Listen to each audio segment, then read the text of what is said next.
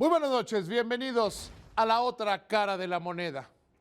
¿Alguna vez usted se ha puesto a pensar en la discriminación, pero no en las formas tradicionales que conocemos, sino en la discriminación financiera, en ese absurdo clasismo, esa equivocada visión de clase social que hace pensar a algunos que simple y sencillamente los que están en la parte baja de la pirámide de ingreso no merecen tener acceso a los servicios financieros? Esas ideas equivocadas durante muchos, quizá demasiados años, en el sentido de que los servicios financieros solo y únicamente deben concentrarse en la parte más alta de la pirámide. Se ha creado una idea absurda y equivocada en el sentido de que darle servicios financieros a la parte de abajo, a la gente como usted y como yo, es un error, que ahí no esté el negocio, que se pierde el dinero o que simple y sencillamente no tienen capacidad para cumplir con obligaciones financieras. Hoy, en la otra cara de la moneda, le mostraremos la realidad de la discriminación financiera.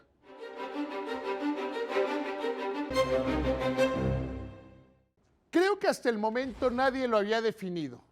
Nadie se había atrevido a decir que uno de los grandes y graves problemas que tenemos en materia de inclusión financiera es el de la discriminación. Suponer, de una manera equivocada, absurda y ridícula, que la gente que tiene menos ingresos tiene también menos capacidad para tomar buenas decisiones. En mi experiencia, la falta de educación financiera cruza transversalmente toda la sociedad. Hay incultos financieros y personas que toman malas decisiones con su dinero en el primer decil de ingreso y también le están quienes están en el último de los deciles. Hemos creído una gran cantidad de mitos y una gran cantidad de errores. Mire, mitos tales como la gente pobre no paga. Hoy está comprobado en todos lados que la gente que tiene menos ingresos suele ser mejor paga. Para una persona común y corriente, para una persona de la clase media, perder el crédito es inaceptable. Para algún millonario se trata simple y sencillamente de un pequeño problema que de alguna u otra manera puede compensar. A principios de esta década, Grupo Salinas se atrevió a pensar diferente en materia bancaria. En octubre de 2002 surgió Banco Azteca, un banco que tenía como primera y principal intención darle servicios bancarios a quienes estaban excluidos en razón de la discriminación financiera, del acceso al crédito, del acceso a los servicios bancarios. Cuando Ricardo Salinas empezó a hablar con las autoridades, le dijeron una y otra vez que eso no funcionaba, que eso no servía. Incluso desde el punto de vista regulatorio, le hicieron ver supuestas y absurdas objeciones. Afortunadamente se tuvo la determinación de seguir adelante, entendiendo que en la parte de abajo de la pirámide hay gente que tiene exactamente las mismas características de en cualquier otro lugar de la pirámide de ingreso. Trabajadores, responsables, necesitados del crédito y que además saben el valor de su palabra. Surgió Banco Azteca en octubre de 2002 y muy rápidamente se convirtió en el banco de más clientes. En un banco que cuando se les pregunta, oye, ¿das tasas de interés muy elevadas? Dice, no, le doy la misma tasa de interés a los que están hasta abajo de la pirámide que le doy a mis clientes premium, porque eso es lo justo, porque eso es lo correcto. Hace mucho se decía que Banco Azteca no iba a funcionar. Hoy es un banco que es ejemplo y que es seguido por algunas otras instituciones de crédito. Algunos de los más grandes bancos del país tratan de parecerse y copiaron en gran medida el modelo. En el mercado de valores se pensaba que no podía suceder absolutamente nada nuevo. Y permítame irle contando una historia que tiene que ver con mi formación profesional. En 1988 yo empecé mi carrera dentro del periodismo financiero como editor de la sección de valores y dinero, es decir, de la sección bursátil, de la sección de deuda, de un periódico especializado en economía y finanzas. En aquel entonces nos decían que solo había 135,000 contratos bursátiles porque ese era el tamaño del mercado de valores. Porque en el país la gente se había quedado muy asustada después del crack de 1987, donde fue la única ocasión en la historia de este país que más o menos hubo participación privada en la Bolsa Mexicana de Valores. Las casas de bolsa creadas en 1975 con la Ley del Mercado de Valores nunca han sido verdaderamente democráticas. Discriminan a los clientes y en el pecado han llevado la penitencia. Hace 10 años aproximadamente se llegó a 200,000 cuentas bursátiles. Es decir, se había pasado de 135,000 en 88 a unas 200,000 cuentas. ¿Y es un éxito? No, la verdad es que absolutamente no. No es un éxito porque si descontamos las tesorerías que en promedio tienen 10, 12 cuentas cada una, nos quedan poco más, poco menos que 50,000 clientes en un país que tiene 120 millones de habitantes.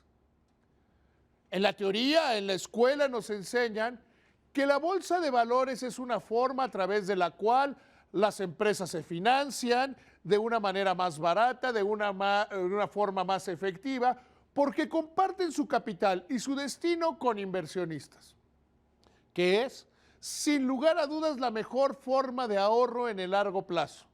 La peor de las acciones en el largo plazo termina generando rendimientos reales, positivos en el muy largo plazo. Así las cosas, yo sabía que algo estaba mal.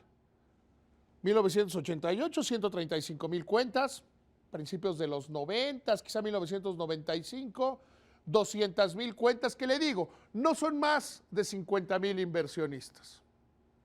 Se dice, al menos en la teoría, que el movimiento del índice de precios y cotizaciones de la bolsa refleja el ánimo de los inversionistas. En México no. En México lo único que refleja es el ánimo de una o dos tesorerías, y usted ya sabe cuáles. No plantea una realidad sobre lo que es el mercado mexicano de valores.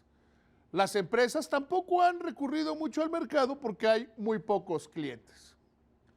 Durante muchísimos años también nos dijeron que, bueno, la gente no se acercaba al mercado porque se había traumado del crack de 87, que la inestabilidad financiera, las devaluaciones y todo aquello que se ha usado como pretexto, en un principio real, hoy ya no, para explicar la falta de educación, de cultura financiera y de este problema que es mucho peor, la discriminación financiera. Sin embargo, desde 1995 México no ha atravesado una crisis. Desde 1995 no hemos pasado por una crisis y seguimos teniendo un mercadito de valores pequeño, prácticamente mínimo. Afortunadamente, esto está cambiando y va a cambiar de una manera radical. Esta semana, Punto Casa de Bolsa anunció que a través de una aplicación en un teléfono inteligente, usted y yo podremos invertir en el mercado de valores. Se han hecho algunos otros intentos por algunos intermediarios, pero dicen, bueno, para invertir directamente en el mercado de valores necesitas 200,000 pesos. Déjeme plantearle el tamaño del absurdo y el tamaño del ridículo que es esto. Si descontamos las tesorerías en la banca en México, nos queda que el ahorro promedio de las personas es de 60,000 pesos, solo 60,000 pesos. Y si vemos el depósito, el saldo promedio de las cuentas de ahorro, nos encontramos con que son 10,000 pesos. Si una opción popular parte de 200,000 pesos, significa que hay muchos mexicanos que no lo ganan en un año. Piense usted en una persona que se encuentra justo en el medio de salario en el país. 8,500 pesos de cotización ante el Instituto Mexicano del Seguro Social. simple y sencillamente queda fuera de cualquiera de estas opciones supuestamente populares. Lo que ofrece Casa de Bolsa es verdaderamente maravilloso. Que usted, que yo, podamos invertir en acciones, en instrumentos bursátiles desde 1,000 pesos. Se acabó la discriminación, se acabó el decir tú quieres ser cliente de una casa de bolsa, trae millones, o te acepto en sociedades de inversión restringidas desde 10,000 pesos.